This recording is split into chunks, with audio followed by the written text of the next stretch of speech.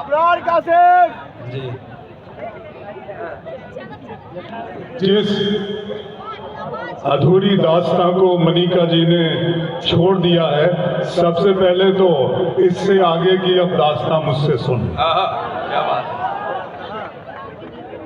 तू अपनी चिट्ठियों में मीर के अशार लिखती है, तू अपनी चिट्ठियों में मीर के अशार लिखती है, मोहब्बत के बिना है जिंदगी बेकार लिखती है। तेरे खत भी इबारत है वफादारी की कस्मों से, जिन्हें मैं पढ़ते डरता हूँ वही हर बार लिखती है। तू पैरोकार लैला की है, शीरी की पुजारन है, मगर तू जिस पे बैठी है वो सोने का सिंहासन है। तेरी पलकों के मस्कारे, तेरे होठों की ये लाली, ये तेरे रेशमी कपड़े, ये तेरे कान की बाली, गले का ये चमकता हार, हाथों के तेरे कंगन, ये सब के सब है मेरे दिल मेरे एहसास के।